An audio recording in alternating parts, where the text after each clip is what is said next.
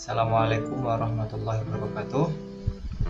Sebelumnya perkenalkan, nama saya Iqbal Yusuf.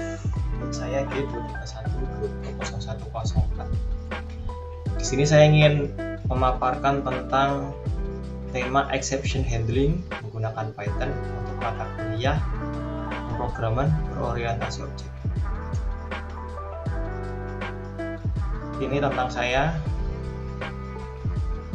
Kemudian langsung ke bagian yang ingin saya terangkan. Yang pertama itu definisi dari exception handling, yang kedua kata kunci yang isinya adalah bagian-bagian exception handling, kemudian jenis exception, jadi apa saja exception yang kemungkinan muncul, kemudian yang terakhir adalah contoh penggunaan exception handling pada Python.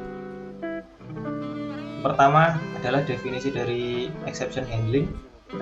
Exception handling adalah mekanisme yang paling diperlukan dalam menangani error yang terjadi pada saat runtime atau program berjalan, atau yang lebih dikenal dengan sebutan runtime error. Secara umum, adanya kesalahan atau error yang terjadi pada program pada saat runtime dapat menyebabkan program berhenti atau hang.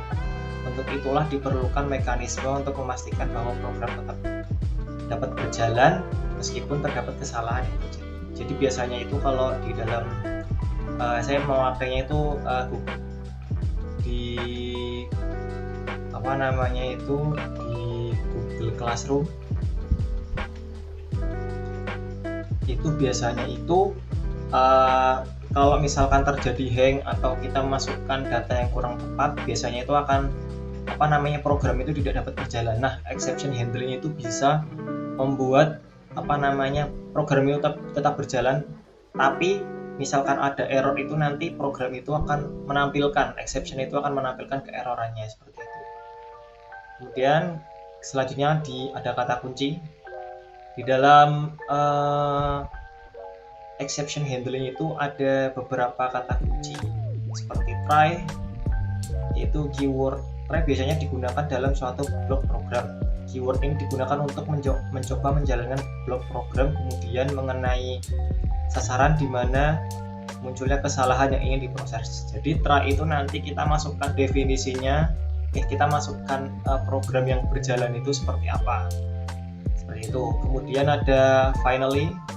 Keyword finally merupakan keyword yang menunjukkan bahwa blok program tersebut akan selalu dieksekusi meskipun adanya kesalahan yang muncul ataupun tidak. Yang ketiga ada throw, yang digunakan untuk secara eksplisit melemparkan pengecualian dari suatu bagian kode menemukan kondisi yang tidak diharapkan. Jadi semua ini try, finally, throw dipastikan setelah itu harus mengeluarkan exception-nya seperti itu. Jadi kita mencoba program itu seperti apa, misalkan membuat apapun, contohnya seperti lingkaran, misalkan kita masukkan rumusnya, kemudian programnya seperti ini, dan nanti di bawahnya akan ada exception-nya. Nanti kita akan lihat langsung di contoh penggunaannya ya. Kemudian ada jenis exception yang muncul, yaitu saya memberikan 3 contoh saja, yaitu zero division error terjadi saat mencoba melakukan pembagian oleh 0. Jadi misalkan kita membuat pembagian sederhana, misalkan 10 dibagi 0, itu kan biasanya kalau tidak tanpa exception itu langsung error, tapi ini biasanya kalau misalkan dengan exception ini nanti akan ada penjelasan atau tulisan zero division error seperti itu. Kemudian ada type error, itu pengecualian yang terjadi ketika operasi tidak dapat dilakukan pada tipe yang diberikan. Jadi misalkan kita menggunakan tipe data angka atau integer, kemudian kita masukkan angkanya itu malah bukan angka, tapi misalkan kita kasih huruf atau elemen atau kosong bahkan, nah itu biasanya type error. Kemudian ada juga exception, yaitu kelas dasar untuk semua pengecualian bawaan Python. Semua pengecualian bawaan Python berasal dari kelas ini. Jadi semua seperti zero division error, type error, dan lain sebagainya itu masuk ke dalam exception.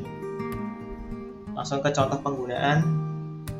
Jadi contoh penggunaannya saya seperti ini, yaitu membuat rumus dari luas lingkaran.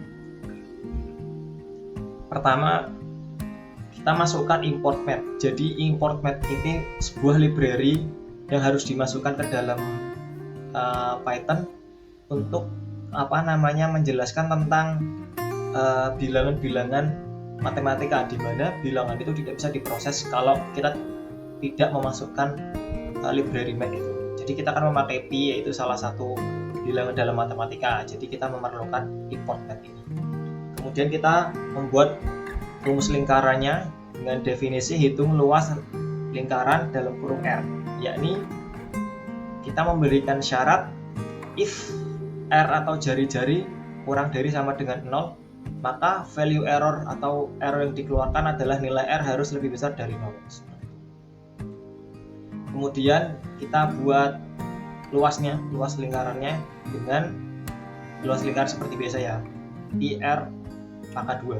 Kemudian di return untuk luas. Jadi kita kembali ke definisi tadi, luas. Kemudian ya ini yang penting, ini adalah di try-nya. Jadi kita mencoba memasukkan itu di dalam try-nya. Jadi R sama dengan float input, masukkan nilai jari-jari. Jadi ketika kita menjalankan program ini, nanti akan keluar ini teks ini, masukkan nilai jari-jari. Kemudian tipe datanya wajib float atau bilangan bulat. Jadi jari-jarinya harus bilangan bulat seperti itu. Dan ini nanti kita bisa memasukkannya nilainya itu nanti di outputnya setelah program ini berjalan.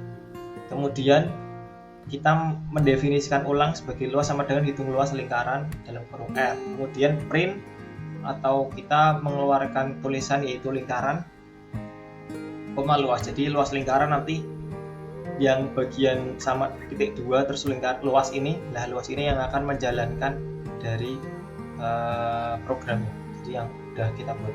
Kemudian ini ada example ini yang juga penting. Kita menggunakan value error itu as VE atau menyederhanakan ya. Kemudian print ini kesalahan. Ada juga kita menggunakan yang tadi exception jadi semua exception 0 atau apapun nanti masuknya ke exception ini. Kemudian kalau misalkan output kita benar, misalkan kita masukkan nilai angkanya bilangan bulat 10 misalkan, maka output yang benar seperti ini, langsung mengeluarkan luas lingkarannya berapa. Kalau misalkan kita pakai output salah, misalkan kita menggunakan zero division error tadi, kita masukkan 0, maka kesalahan seperti ini, kesalahan nilai R harus lebih besar daripada 0. Kalau misalkan kita menggabungkan, misalkan tipe datanya salah atau kita tidak memasukkan bilangan bulat, maka yang keluar seperti ini. Jadi nggak bisa mengconvert string ke float. Kemudian ini daftar pustaka yang saya ambil dari pemaparan yang saya sampaikan dari SOC BINUS. Ada juga dari praktikum di website ini ya, anom.lecture.pens.ac.id. Terima kasih untuk yang telah memperhatikan presentasi saya. Saya ucapkan mohon maaf bila ada kekurangan. Assalamualaikum warahmatullahi wabarakatuh.